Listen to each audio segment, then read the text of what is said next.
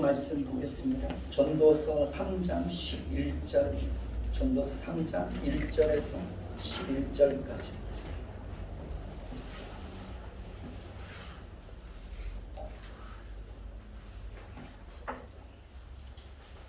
돌아가면서 읽겠습니다. 범사에 기한이 있고 천하 만사가 다 때가 있나니 갈 때가 있고 죽을 때가 있으며 심을 때가 있고 심은 것을 뽑을 때가 있으며 죽일 때가 있고 치료할 때가 있으며 헐 때가 있고 세울 때가 있으며 울 때가 있고 웃을 때가 있으며 슬퍼할 때가 있고 춤출 때가 있으며 돌을 던져버릴 때가 있고 돌을 거둘 때가 있으며 안을 때가 있고 안는 일을 멀리할 때가 있으며 사수할 때가 있고 이룰 때가 있으며 지킬 때가 있고 버릴 때가 있으며 찢을 때가 있고 꿰맬 때가 있으며 잠잠할 때가 있고 말할 때가 있으며 사랑할 때가 있고 미워할 때가 있으며 전쟁할 때가 있고 평화할 때가 있느니라. 일하는 자가 그의 수고로 말미암아 무슨 이익이 있으랴. 하나님이 인생들에게 노고를 주사 애쓰게 하신 것을 내가 보았노라. 하나님이 모든 것을 지으시되 때를 따라 아름답게 하셨고 또 사람들에게는 영원을 사모하는 마음을 주셨느니라. 그러나 하나님이 하시는 일의 시종을 사람으로 측량할 수 없게 하셨도다. 아멘. 우리 찬미의 수 한번 할까요? 334장.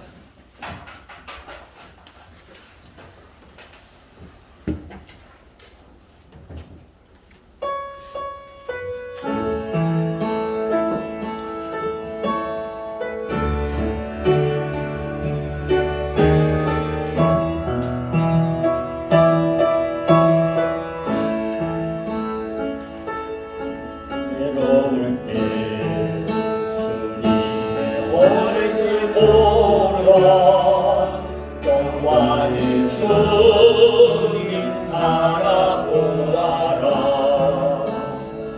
세상에서 시간이 친구들아 위로의 주님 바라보아라. 눈을 들어 주를 보라. 염려 주께 맡겨라. 슬플 때에 주님의 얼굴 보라. 사랑의 주님 안식 주리라. 힘이 없고 내 마음 연약할 때 능력의 주님 바라보아라. 그의 이름 부르는 모든 자들 힘주시고 늘 지켜주시니 눈을 들어 주를 보라. 내 모든 염려 주께 맡겨라. 슬플 때에 주님의 얼굴 보라. 사랑의 주님 안식 주리라. 힘이 없고 내 마음 연약할 때 능력의 주님 바라보아라. 그의 이름 부르는 모든 자들 힘주시고 늘 지켜주시리. 아멘. 눈을 들어 주를 보라. 내 모든 염려 주께 맡겨라. 슬플 때에 주님의 얼굴 보라. 사랑의 주님 안식 주님 눈을 들어 주를 보라. 눈을 들어 주를 보라.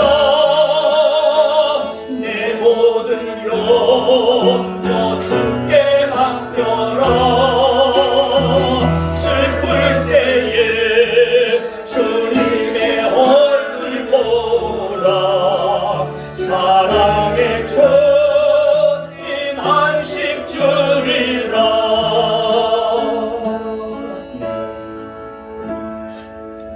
힘들고 어려울 때 우리는 누구를 바라봐야 됩니까?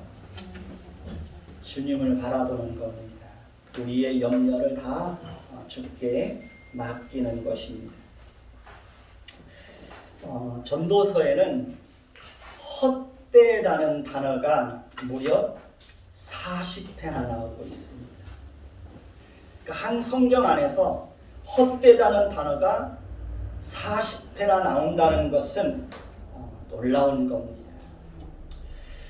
전도서를 계속해서 읽다 보면 마치 세상의 모든 일은 헛되고 허무한 것이고 무가치한 것처럼 보여서 우리로 하여금 좌절과 절망과 허무주의에 빠지게 하려는 것처럼 보여집니다.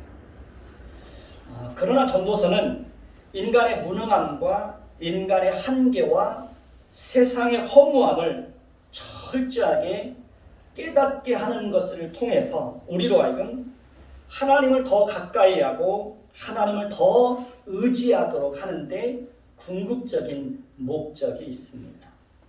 그러니까 전도서는 하나님의 명령과 하나님의 말씀을 따라 살아가는 것이 우리의 삶을 가치 있고 행복하고 의미 있게 하는 것이라는 것을 가르쳐 주는 데에 목적이 있습니다.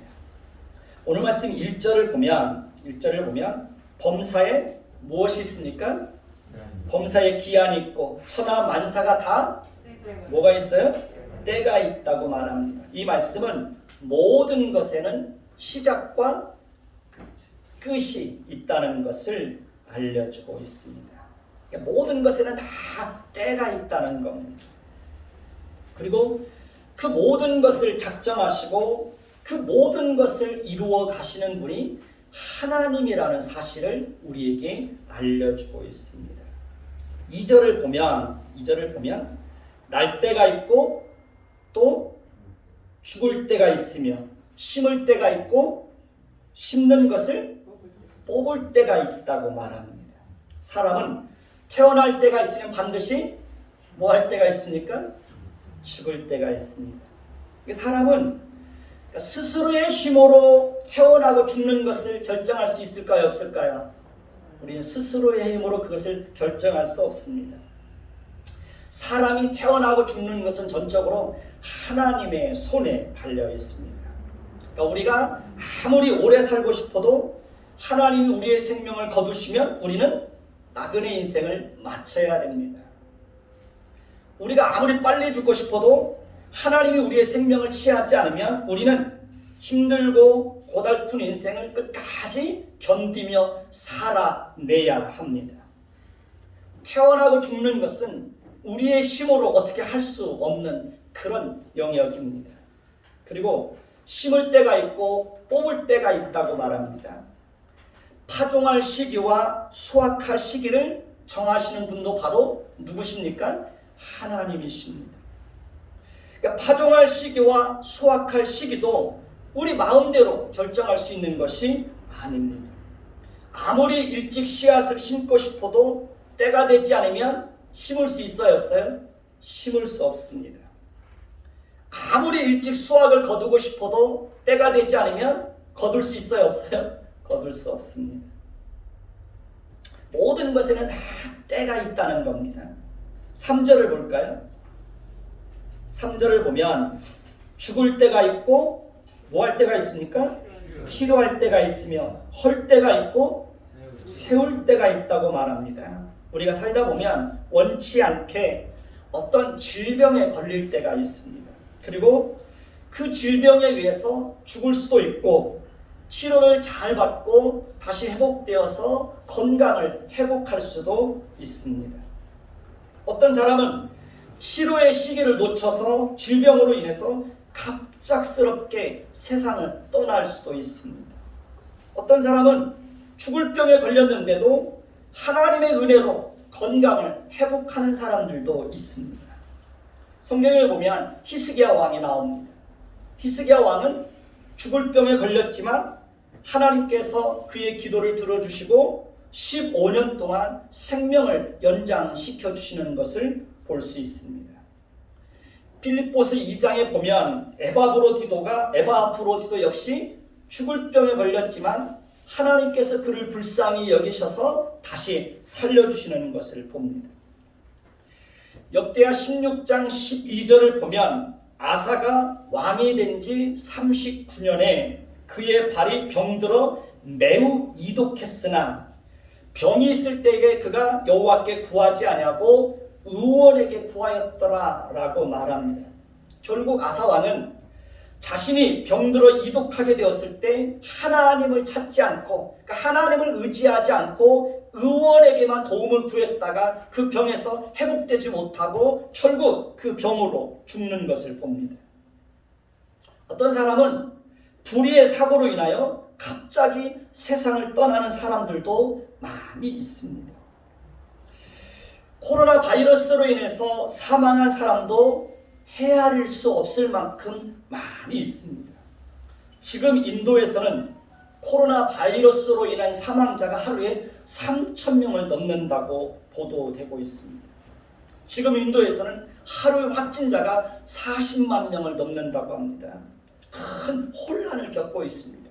생지옥이 따로 없다고 합니다.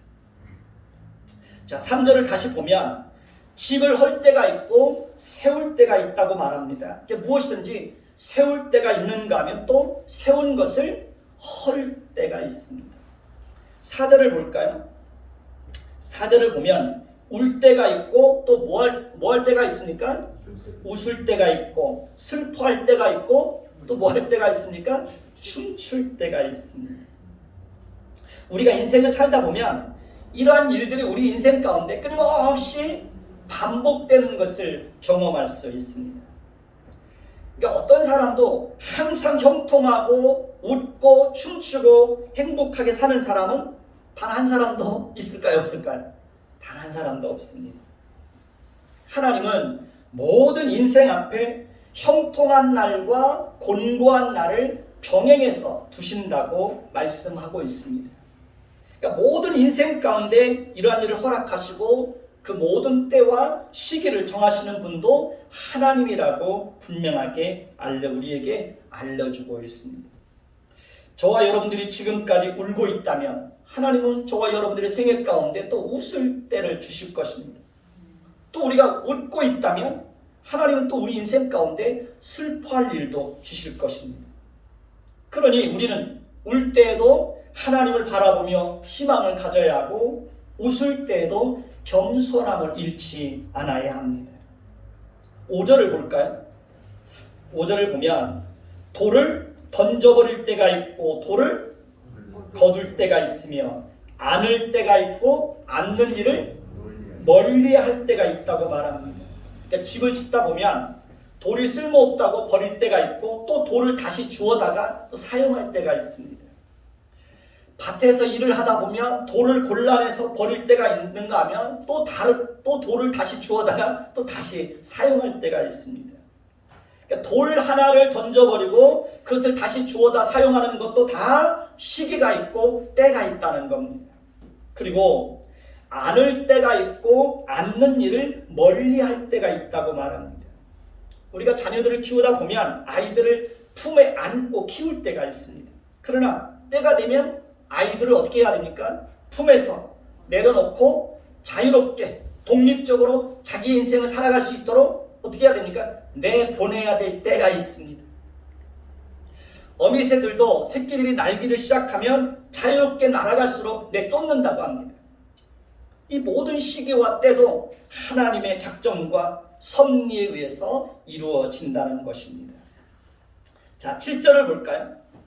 7절을 보면 찾을 때가 있고 뭐 할 때가 있습니까? 잃을 때가 있으며 지킬 때가 있고 버릴 때가 있다고 말합니다. 며칠 전에는 우리 아들이 주유 카드를 잃어버렸다고 막 찾는 것을 보았습니다. 알고 보니 주유소에서 기름을 넣고 카드를 빼오지 않고 그냥 그대로 놓고 온 거예요. 며칠 전에는 저희 집사람이 자동차 키를 잃어버렸다고 며칠 동안 어디에 두었는지를 막 찾는 걸 보았습니다. 알고 보니 다른 주머니 속에 있는 것을 모르고 그 자기가 그 차키가 어디 있는지 모른다고 그렇게 찾았던 것입니다. 재물도 지킬 때가 있는가 하면 잃어버릴 때가 있습니다. 우리가 살다 보면 무엇이든지 찾을 때가 있고 잃을 때가 있습니다. 무엇이든지 지킬 때가 있고 버릴 때가 있습니다. 저도 학교 다닐 때 정말 책을 많이 사서 읽었습니다. 그러나 지금은 많은 책을 버렸습니다. 그러니까 아무리 값비싼 옷도 시간이 지나면 버리고 새로운 것으로 다시 사야 할 때가 있습니다. 제가 아는 목사님도 이번에 예배당을 이전하면서 가구며 의자며 웬만한 물건 다 버리는 것을 보았습니다. 이 모든 시기와 때도 하나님의 작정과 섭리 속에서 이루어진다고 성경은 우리에게 알려주고 있습니다. 7절을 볼까요? 7절을 보면 찢을 때가 있고 뭐 할 때가 있습니까? 꿰말 때가 있으며 잠잠할 때가 있고 말할 때가 있다고 말합니다. 그러니까 옷도 찢을 때가 있으면 꿰맬 때가 있습니다. 의사가 우리 몸을 치료하기 위해서 우리 몸을 메스로 찢을 때가 있으면 또 꿰맬 때가 있습니다.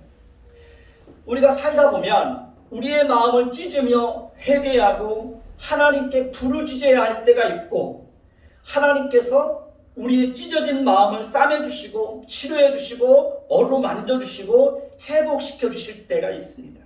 그리고 우리가 살다 보면 잠잠해야 할 때가 있고 말을 해야 할 때가 있습니다.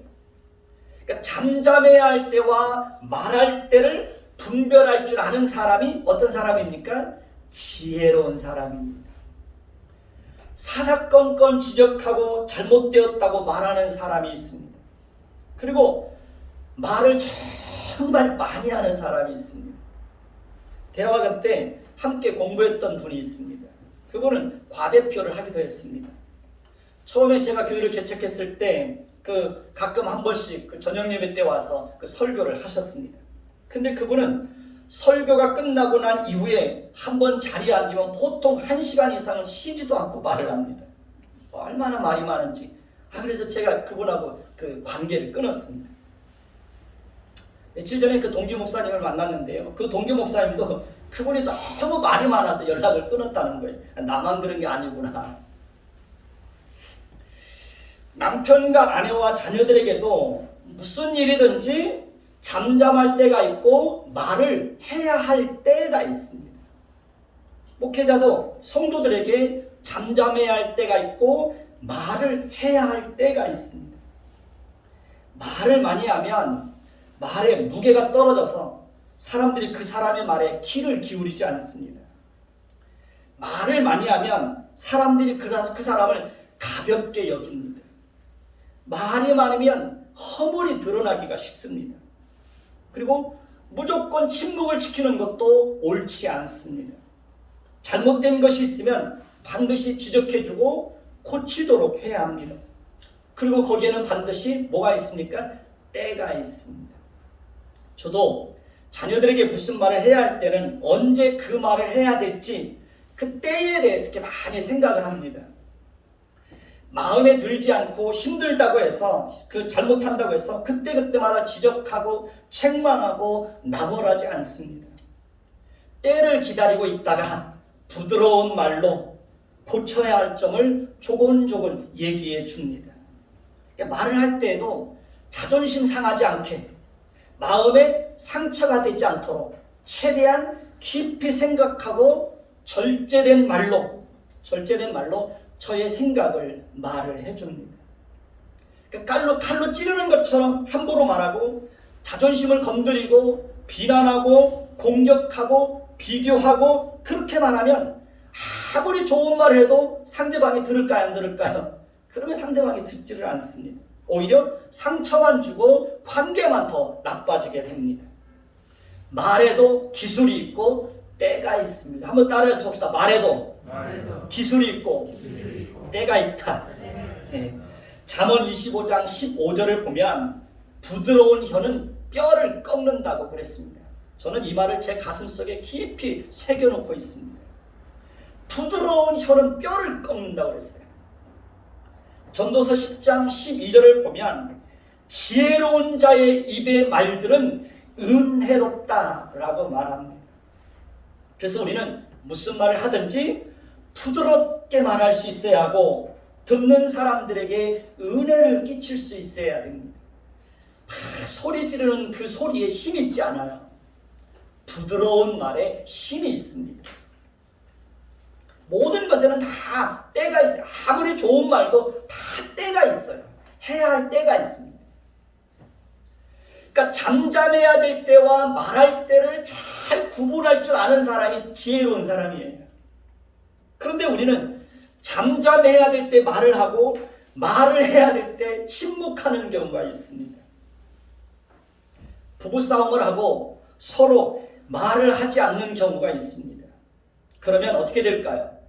감정의 골이 깊어집니다. 제가 아는 분도 보면은 부부싸움을 하면 보름이고 한 달이고 서로 말을 안 한대요. 그럼 어떻게 되겠어요? 감정의 골이 깊어지는 거예요. 때로는 침묵이 다른 사람에게 잔인한 정서폭력이 될 수 있다는 사실을 기억해야 됩니다. 그러니까 침묵이 너무 길어지면 안 되는 겁니다. 그러니까 자존심 싸움할 필요가 없어요. 사과를 잘하는 사람이 성숙한 사람이고 사과를 잘할 줄 아는 사람이 지혜로운 사람입니다. 자식이 마음에 들지 않는다고 해서 모른 척하고 외면하고 이렇게 침묵하는 경우도 있습니다. 그것은 잔인한 정서폭력에 해당되는 것입니다. 부모는 항상 자녀들에게 어떻게 해야 됩니까? 따뜻하게 말하는 그런 연습을 많이 해야 됩니다. 따뜻하게 말하고 위로하고 칭찬하고 격려하고 이게 부모가 해야 될 역할입니다. 사실 부모로 산다는 게 쉽습니까? 어렵습니까? 부모 노릇하는 거 참 어렵습니다. 정말 어렵습니다. 그래도 잘 해야 됩니다. 자, 8절을 볼까요? 8절을 보면 사랑할 때가 있고 또 뭐 할 때가 있습니까? 미워할 때가 있고 전쟁할 때가 있고 평화할 때가 있다고 말합니다. 그러니까 부모와 자식 사이에도 사랑할 때가 있고 미워할 때가 있어요.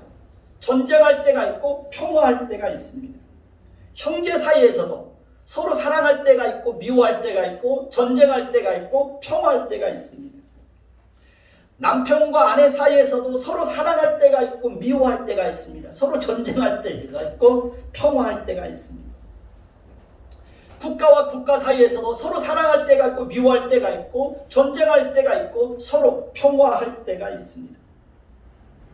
우리는 살다 보면 이런 일들을 끊임없이 반복하게 됩니다. 자, 9절을 볼까요? 9절을 봅니다. 같이 읽습니다. 시작. 일하는 자가 그의 수고로 말미암아 무슨 이익이 있으랴. 이 말씀의 의미는 하나님께서 모든 것을 작정하시고 그 모든 것을 이루어 가실 때 사람의 수고나 노력으로 하나님이 정하신 때와 시기를 변경할 수 없다는 겁니다. 그렇습니다. 우리는 하나님이 정하신 때와 시기를 우리 마음대로 어떻게 변경할 수 있을까요? 없을까요? 변경할 수 없습니다. 우리는 하나님이 정하신 때를 우리의 힘으로 어떻게 앞당길 수도 없고 뒤로 미룰 수도 없습니다. 우리가 어떤 문제를 가지고 하나님 앞에 절박하게 기도하지만 우리의 기도를 들어주시는 때는 누구의 손에 달려 있습니까? 하나님의 손에 달려 있습니다. 내가 그 때를 결정할 수 없습니다. 우리가 하나님을 열심히 찾지만 하나님께서 우리를 만나주시는 그 때가 있습니다. 한 사람 한 사람들이 그리스도께로 돌아오고 거듭나고 변화되고 성숙해지는 것도 하나님이 정하신 때가 있습니다. 우리가 매주일마다 예배당에 와서 말씀을 듣지만 특별히 하나님께서 은혜를 주실 때가 있어요. 목회자가 말씀을 잘 준비해서 전해도 특별히 하나님께서 그 말씀에 은혜를 주실 때가 있어요. 제 스스로도 정말 성령께서 나를 붙들고 있다는 것을 느낄 때가 있어요. 저도 하나님 앞에 끊임없이 기도하는 사람이지만 하나님께서 특별히 만나주시는 그런 때가 있어요. 하나님께서 함께 하시고 하나님이 위로해 주시고 하나님이 함께 하신다는 것을 강하게 느끼게 할 때가 있습니다. 기도를 하다 보면 정말 기도하는 것도 힘들어요. 기도하는 게 싫을 때도 있어요. 사랑의 교회 오카노 목사님이 그런 말씀을 하시더라고요. 기도하다가 묵상으로 기도하다 보면 자기가 어디에 가 있는지도 모른대요. 기도가 그만큼 어려운 거예요. 하나님께서 우리에게 특별하게 도움을 주실 때가 있습니다. 우리는 그 하나님이 정하신 때와 시기를 우리의 힘으로 어떻게 할 수 없어요. 그리고 아무도 몰라요.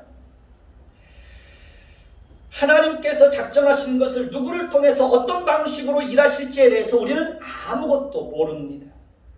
저는 솔직히 하나님께서 예배당을 이전하는 문제에 대해서 하나님께서 어떻게 일하실지에 대해서 저는 아직 아무것도 몰라요.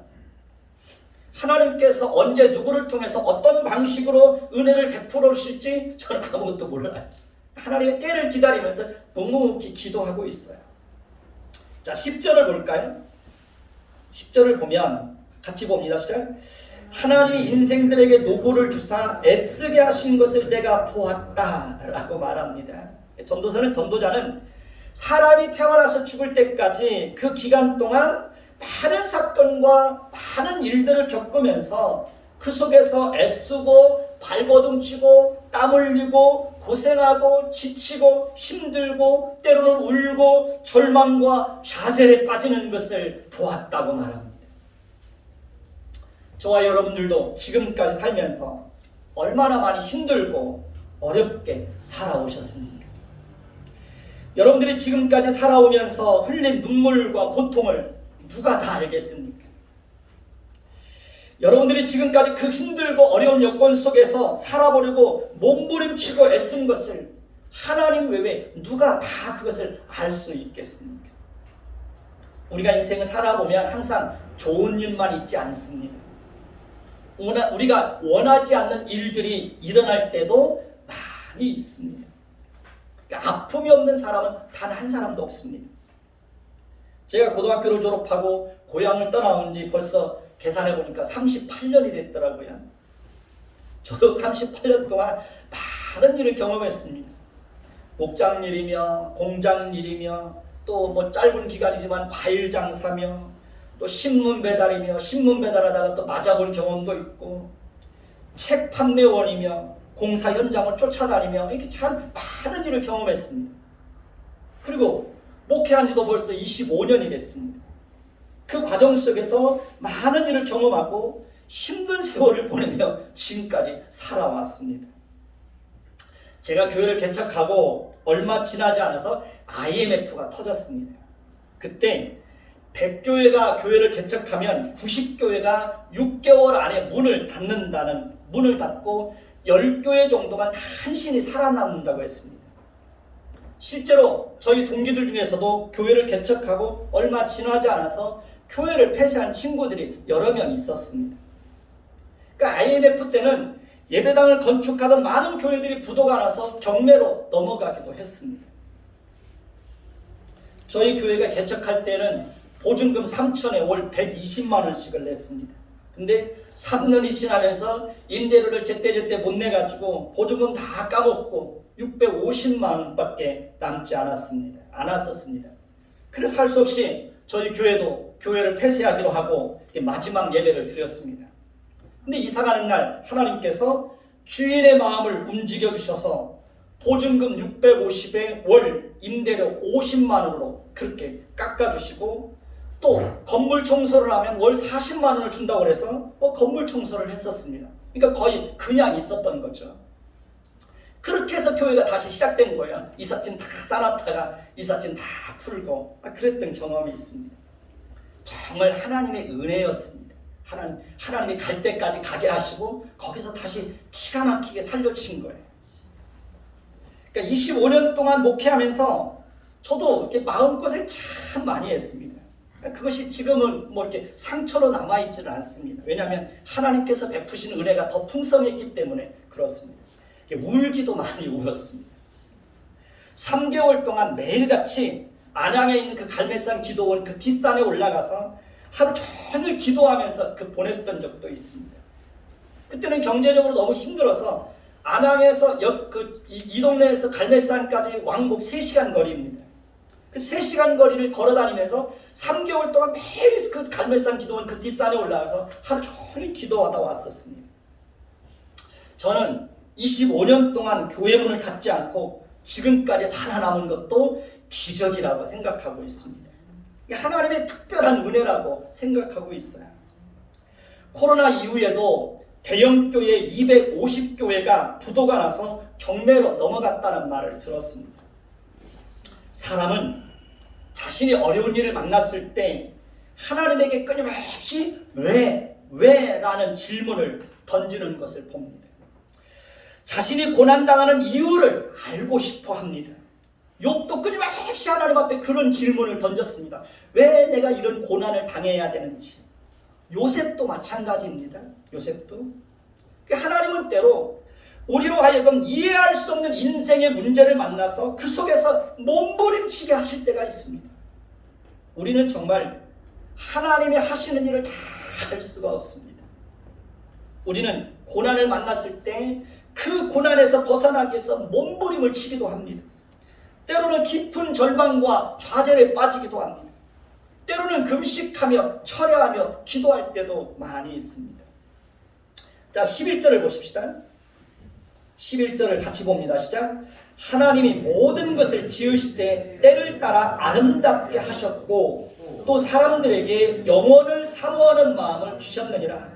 그러나 하나님이 하시는 일의 시종을 사람으로 측량할 수 없게 하셨도다. 전도자는 자신이 깨달은 놀라운 사실을 우리에게 알려주고 있습니다. 그것은 하나님께서 모든 것을 지으시되 어떻게 하셨다고요? 때를 따라 아름답게 하셨다라고 말합니다.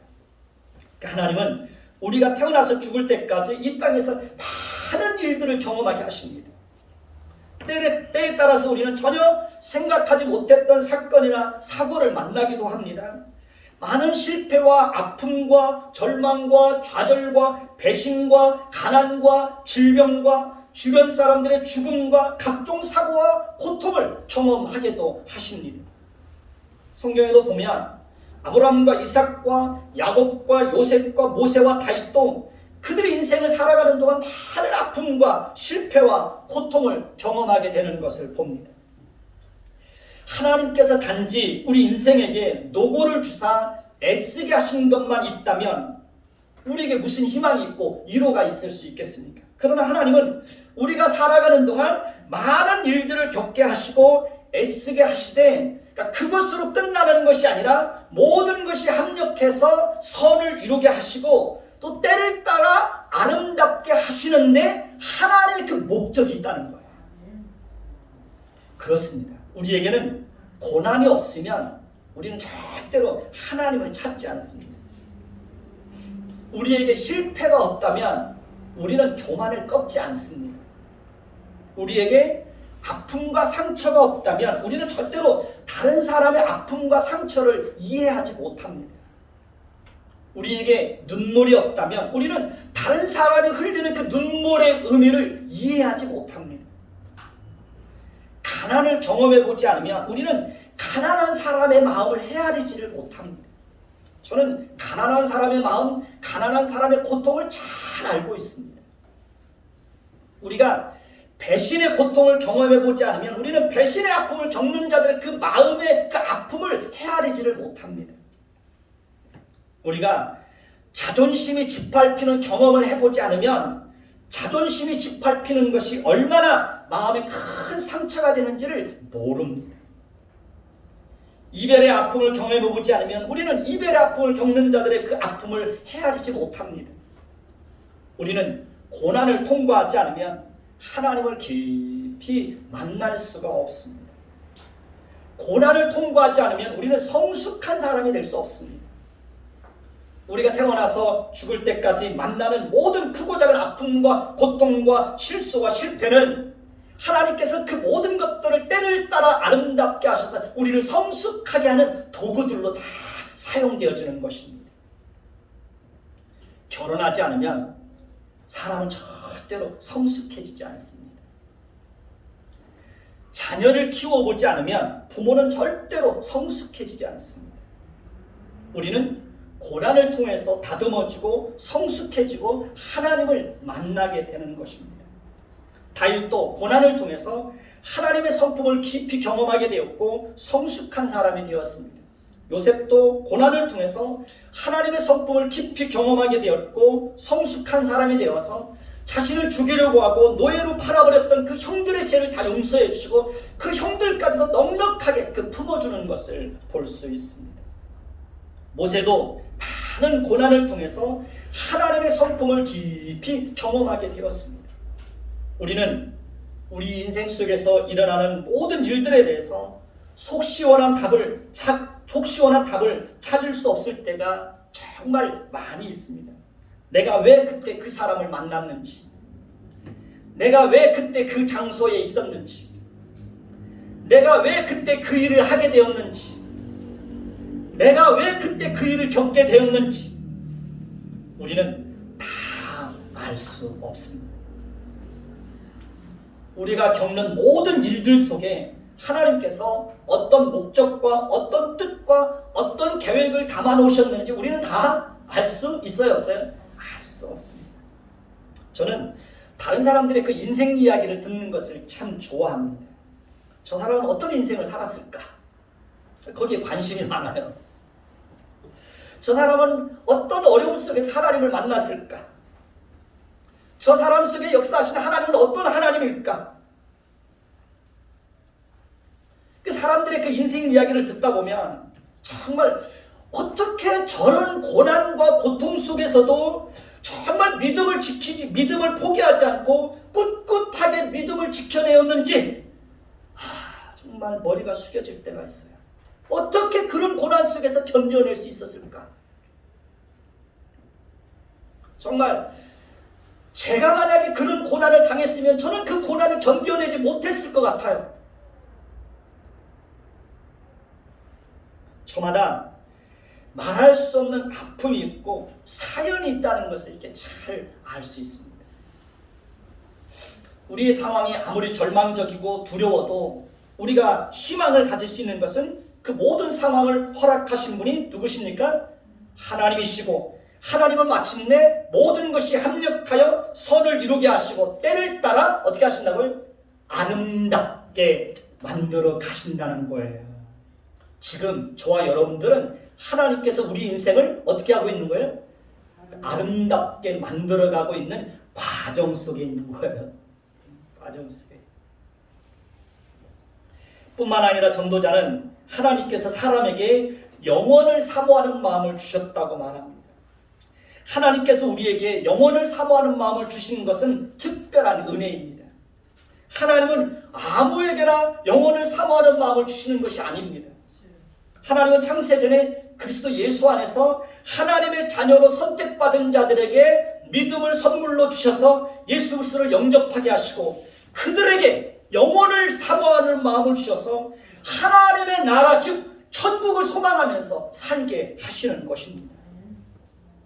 사람들이 허무주의에 빠지고 쾌락주의에 빠지는 것은 이 땅에서의 삶이 전부라고 생각하기 때문에 허무주의에 빠지고 쾌락주의에 빠지는 거예요. 하나님은 우리에게 시간의 한계를 뛰어넘어 영원한 하나님의 나라를 사모하는 마음을 주셨지만 그러나 하나님이 하시는 일의 시종을 사람으로 측량할 수 없게 하셨다고 말합니다. 그렇습니다. 우리는 하나님의 하시는 일의 시작과 끝을 다 알 수 있어요, 없어요? 알 수 없어요. 하나님께서 우리 인생 가운데 어떤 일들을 이루어 가실지, 하나님께서 우리를 어떻게 아름답게 우리의 인생을 빚어 가실지 우리는 알 수 있어요, 없어요? 알 수 없어요. 하나님께서 우리 자녀들의 인생을 향하여 사람이 어떤 계획을 가지고 계시고 때를 따라서 우리 자녀들의 인생을 어떻게 아름답게 빚어 가실지 우리는 알아요, 몰라요? 알 수 없어요. 알 수 없어요. 그러니 우리는 자녀들을 위해서 늘 기도해야 되는 겁니다. 저와 여러분들의 인생을 위해서도 하나님께 기도해야 돼요. 하나님께서 우리 인생을 어떻게 아름답게 만들어 가실지를 기대하면서 하나님 앞에 묵묵히 기도하는 거예요.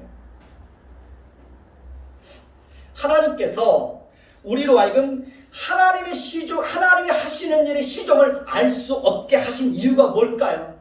우리로 하여금 불안과 두려움과 염려에 사로잡혀서 살게 하시는 걸까요? 그렇지 않습니다. 하나님께서 하나님이 하시는 일의 시종을 우리로 하여금 알 수 없게 하시는 것은 우리로 하여금 아무것도 장담하지 않고 오직 겸손하게 하나님만을 의지하면서 살게 하시기 위해서 그러는 것입니다. 여러분, 살면 살수록 아무것도 장담할 수 없다는 사실이 더 깊이 깨달아지지 않나요? 우리는 정말 내일 일을 모릅니다. 우리는 장차 하나님 앞에 섰을 때 잘했다고 칭찬을 받을 것인지 악하고 게으른 종이라고 책망을 받을 것인지 우리는 아무도 장담할 수 없습니다. 주님의 이름으로 귀신을 쫓아내고 선지자 노릇하고 주님의 이름으로 무슨 능력을 행하여도 하나님 앞에 섰을 때 불법을 행하는 자들이라고 무서운 책망을 듣고 외면을 당하고 버림받을 수 있어요, 없어요? 버림받을 수 있습니다. 예수님께서도 이미 그러한 일들이 있을 것이라는 것을 분명하게 경고하셨습니다. 유튜브에 보면 천국과 지옥에 대한 간증들이 너무 많아요. 가짜들이 너무 많아요. 가짜들이. 근데 속으면 안 되는 거예요. 근데 속으면. 목사님들이 분별력이 없어가지고 무슨 뭐 천국과 지옥에 갔다 왔다고 그러면 아무나 강대상에 세워가지고 천국과 지옥에 대해서 간증하게 하고. 가짜들이 너무 많아요. 그런데 속으면 안 되는 거예요. 우리는 하나님이 알 수 없게 하신 것에 대해서 지나치게 호기심을 가지고 알려고 하는 잘못된 욕심, 그 욕심을 어떻게 해야 됩니까? 내려놓을 줄 알아야 돼요. 하나님이 알 수 없게 하신 모든 일의 시작과 끝을 누가 다 알 수 있겠어요? 알 수 없어요. 모든 것에는 다 때가 있습니다. 그리고 그 모든 때를 정하시는 분은 누구십니까? 하나님이십니다. 하나님은 모든 것을 지으시되 때를 따라 아름답게 하신다고 했습니다. 그러니 우리는 날마다 하나님의 때를 기다리며 모든 고난, 모든 과정과 결과를 아름답게 하실 그 하나님을 바라보며 우리가 만나는 한계 앞에서 좌절하고 절망할 것이 아니라 어떻게 해야 됩니까? 하나님을 더 의지해야 되는 거예요. 하나님을 더 가까이 해야 되는 거예요. 우리가 살면서 어떤 한계에 부딪힐 때마다 그 속에서 좌절하고 절망하라는 것이 아니에요. 우리의 한계를 분명하게 인식하고 하나님을 의지하라는 거예요. 하나님 앞에 더 겸손하라는 거예요. 저와 여러분들은 그렇게 정말 이 땅에서 살아가는 동안 어떤 끊임없이 겪는 인간의 한계, 어떤 우리의 무능함, 어떤 그 세월의 헛된 그 속에서도 끊임없이 하나님을 더 의지하고 하나님을 바라보고 그러면서 끝까지 믿음을 지켜내는, 그래서 하나님께서 저와 여러분들의 인생을 어떻게 아름답게 만들어 가시는지를 이 땅에서도 풍성하게 경험하는 저와 여러분들이 되어지기를 예수님의 이름으로 축원해 드리겠습니다. 기도하겠습니다. 하나님, 우리는 하나님이 하시는 일을 다 알지 못합니다. 우리는 하나님이 정하신 때도 알지 못합니다. 하나님은 우리가 인생을 살아가는 동안 많은 일들을 겪게 하십니다. 그러나 그것으로 끝나는 것이 아니라 하나님은 그 모든 것이 또 때를 따라서 우리를 아름답게 만들어 가시는 과정이고 도구라고 우리에게 알려주고 있습니다. 그러니 우리가 만나는 인생의 어려운 난제들 앞에서 하나님 아버지 낙심하고 절망하고 좌절할 것이 아니라 어떤 한계에 부딪힐 때마다 그 앞에서 좌절하고 절망하는 것이 아니라 오히려 그 속에서 하나님을 찾고 하나님을 의지하고 또 하나님을 깊이 만날 수 있는 거룩한 성도들이 되어주도록 은혜 베풀어 주옵소서. 하나님이 우리 인생을 어떻게 아름답게 다듬어 가시는지, 우리 자녀들의 인생을 어떻게 아름답게 또 만들어 가시는지 생애 속에 풍성하게 경험하게 하옵소서. 예수 그리스도의 이름으로 감사하며 기도드립니다. 아멘.